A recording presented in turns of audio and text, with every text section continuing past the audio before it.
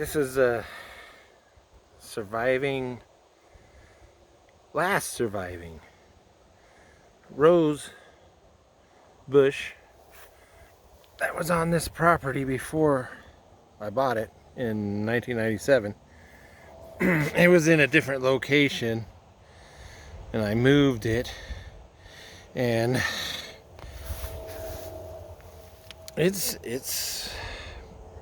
I've moved it several times, and all this growth is new.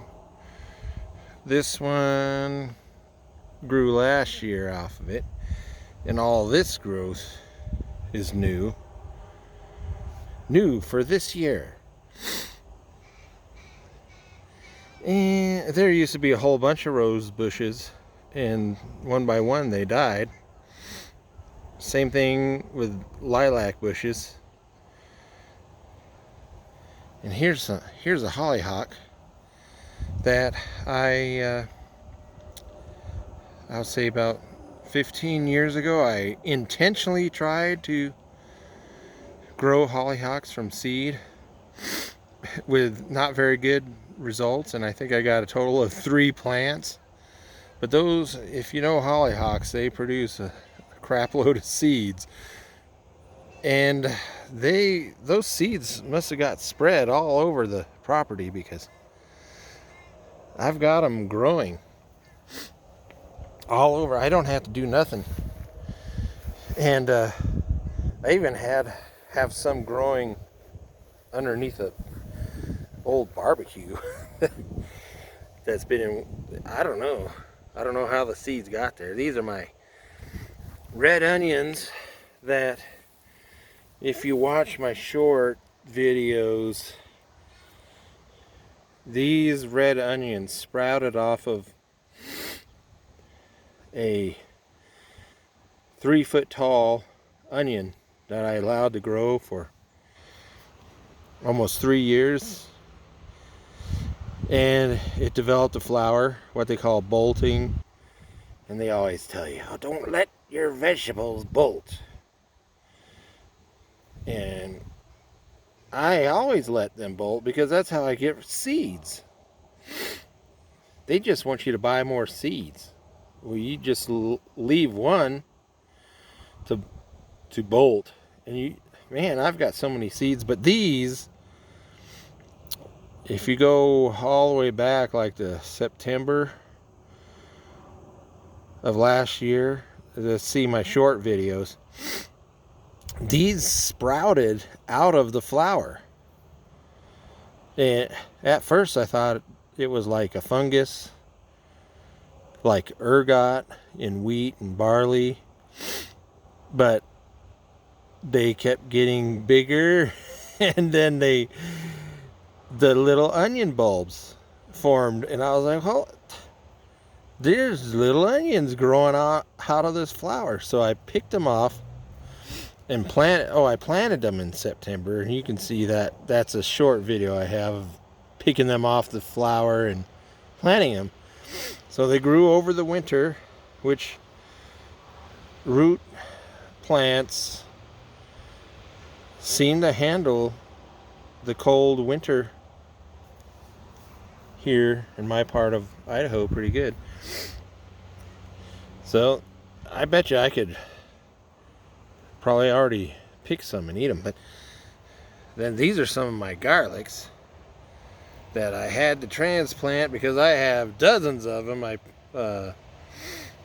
My middle daughter gave me a bag of garlic bulbs, and I just threw them in the ground in March, and they're growing like crazy. And I forget what this is called. But I've been transplanting these from the original one of this plant for years, and not all of them survived. This one has. It's actually doing really well. And I thought I had dug up all the original plant, because I thought it was in a bad area, and it's in the shade most of the time. Anyway, so But no, it's come back.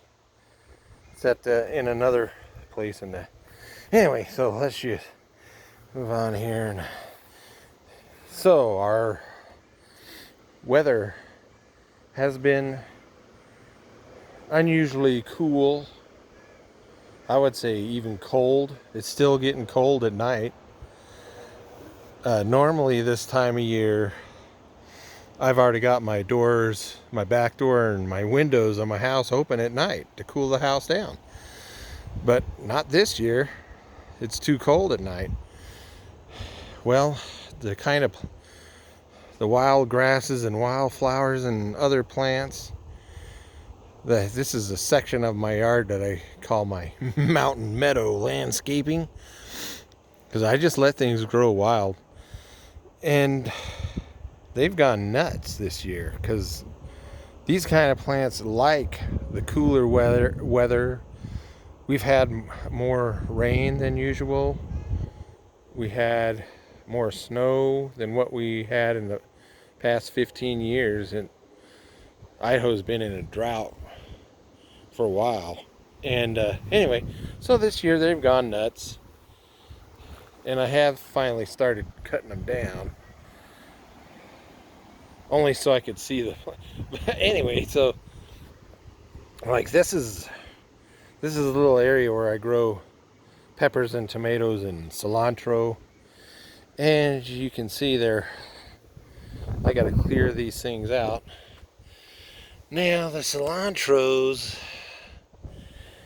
many years ago, I just let them go to seed. So they're every year they'll sprout on their own from the seeds so I don't have to do much except clear this stuff out so they can grow. And I forgot what this is called. But this is I was told it's not native to the US or North America. And see these, it grows seeds that look like pepper seeds, that what you get in a pepper fruit. They look just like pepper seeds, and they do have a peppery taste, and you can eat them. You can eat them. And but I guess they're considered a weed. But you see how well they're growing here? Normally when left on their own, they don't get this big. They only get like maybe 4 inches, maybe this tall out in the wild. And most people, you don't even, unless you're looking for them, you don't even see them out in the wild because they're so short and scrawny. But a few years ago, I intentionally watered 3. I picked 3 and intentionally watered them to see how big they would get, and they got huge. They got 3.5 feet tall by about, one of them got, I swear it was 4 feet in diameter. It was, I used to call them Star Trek plants because they have like a science fiction-y look, like some of the plants that you see on the original Star Trek show and Lost in Space. And this is a butterfly bush. Actually, this is off of I had there was a butterfly bush just like that vine plant. Butterfly bushes are supposed to be in full sun. The original owners had planted it in the shade. And anyway, so I transplanted, I dug the original one up, and when it got out of the ground, it just, I guess its own weight, the root system broke into 3 separate sections on its own. So I transplanted it, and this looks like it's dead, but sometimes these things are still green. But anyway, see, it's growing. But again, it doesn't like the cooler weather, and we're like right now it was sunny and warm a little earlier today, and now it's cloudy and the wind is cold, and these kind of plants like sun and heat. And here's these things. Let me see. I don't know what it is, but look how small these flowers. But I let them grow wild. But in the heat of summer, the plant starts drying up and it starts getting little stickery things on it. But right now I don't know what it is, but I think I like the way they look. And here's a lilac tree that I transplanted. Now this part died, but what a lot of people don't know is the root systems will stay alive for a long time, for years.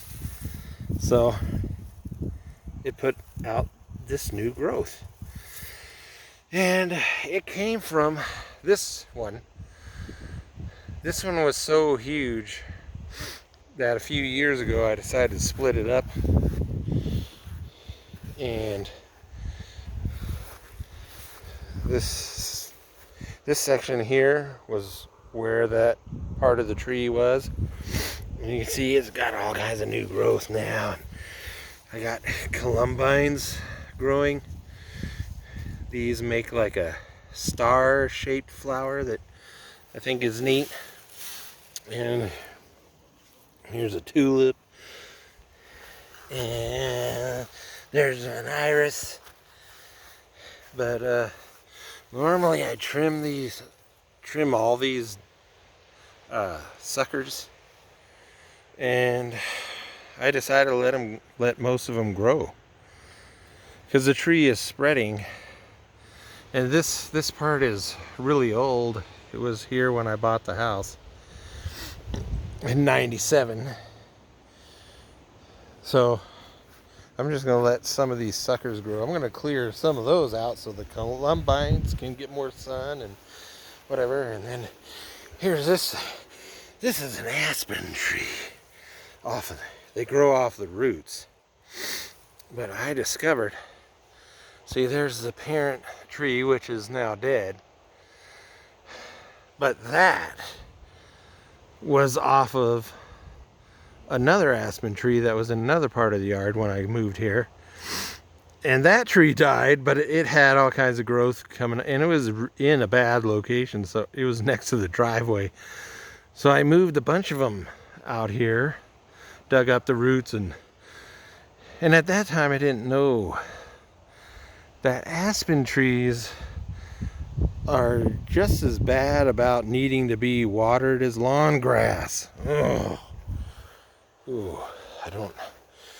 So here's another one. And yeah, aspens are not good if you're trying to save water. And here's another butterfly bush growing, new growth.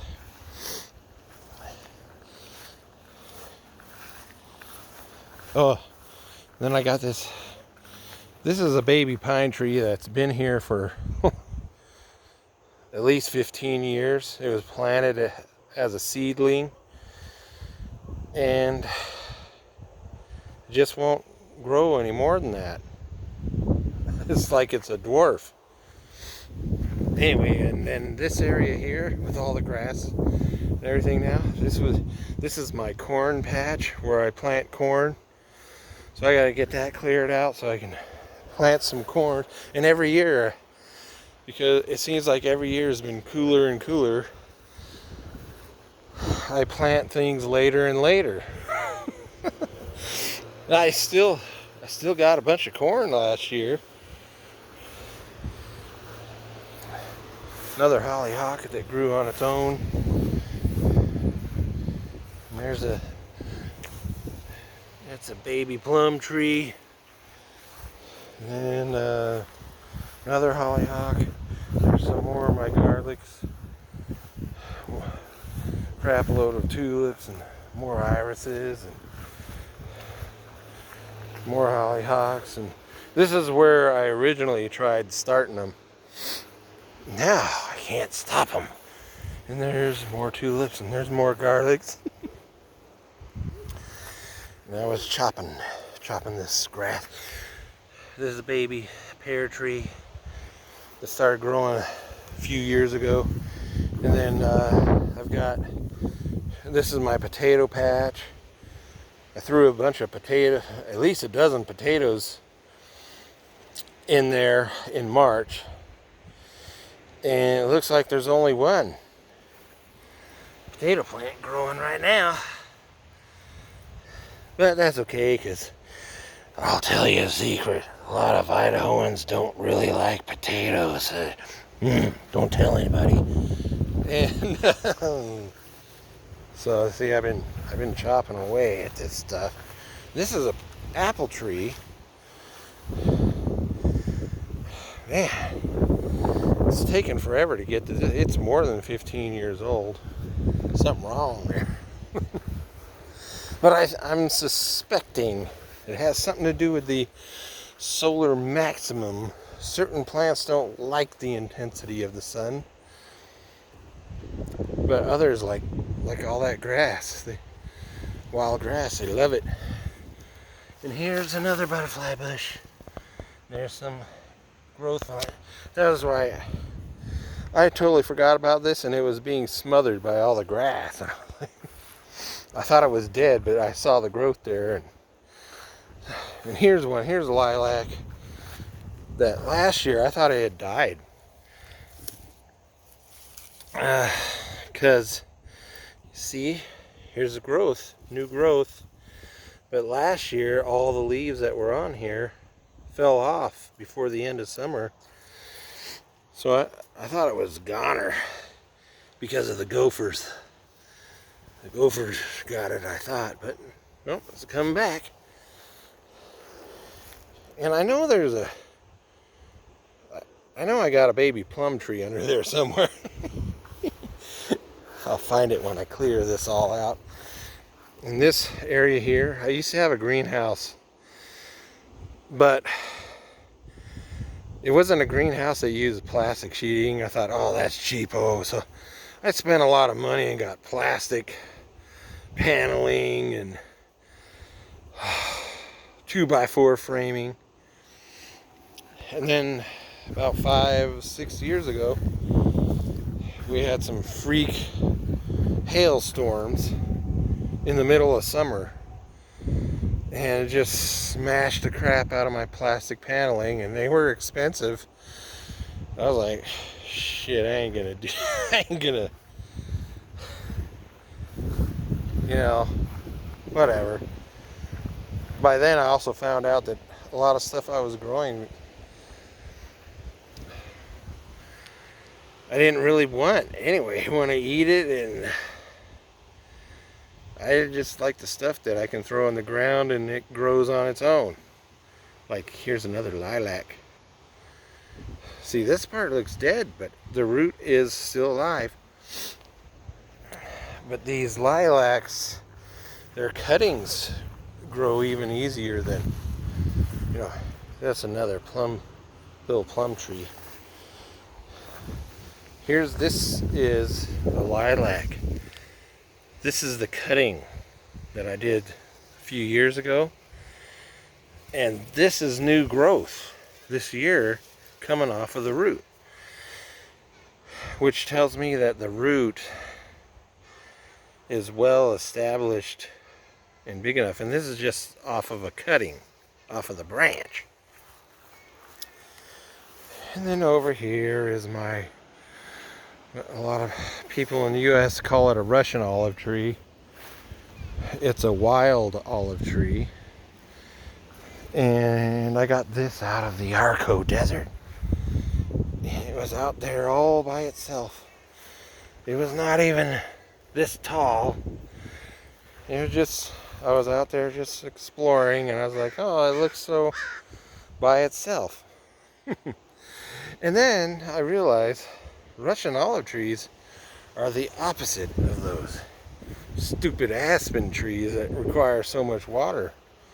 Russian olive trees don't need very much water at all. And which makes you wonder why there's a lot of states that have all declared this to be a noxious weed. And my own research as to why revealed to me that it has a lot to do with the cattle industry. There was a time, like in the late 1800s, early 1900s, where they truly thought that they wanted open grassland. And they felt like the more open grassland, the more cows they could put on it. And trees were bad because trees took up space. Also, they thought that there were certain trees and plants that cows couldn't eat. And as why, like, did you know here in Idaho, thistle plants are a noxious weed? And if anybody likes artichokes, artichokes are thistles. And when I looked up the reasoning for that law, it said that you can't eat this, they're not edible. Oh, and the cows can't eat it. I was like, bull crap. People eat artichokes. And in Scotland, these are some chives. Somebody gave me a potted chive almost 20 years ago, and I just put it in the ground over here next to this shed / doghouse, and this is where it's at now, almost 20 years later. That's a tulip. So I've got plenty of chive, and see, I don't know if you can see the seeds in there yet, but anyway, I like to let things go to seed because that's less work for me. Here's an iris. Now I have to explain about my iris. That's another long story. Oh, these are mints. These are called, I found out they're called chocolate mints. Not because they taste like chocolate, but the stems will turn chocolate brown. And people are used to the spearmint type of mints, which have a spear tip shape leaf. But these were on the property when I bought it in 1997, along with spearmints. And here's my little plum tree forest. All these plum trees grew on their own from the fruit that dropped off of the original tree. Was over there, but it died. It was at least 40 years old. But, good hardwood.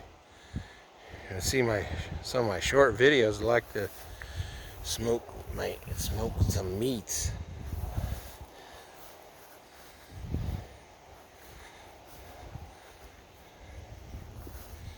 And there's a baby. That thing's at least 15 years old. I don't know what's wrong with it. There was another one, it died, and there's that one. That one keeps dying and coming back. I don't know what's going on. And then I got this one here that has only produced 2 fruits. I don't know what's up with that. Oh, looks like the wind blew some trash in them. But those are all lilac cuttings.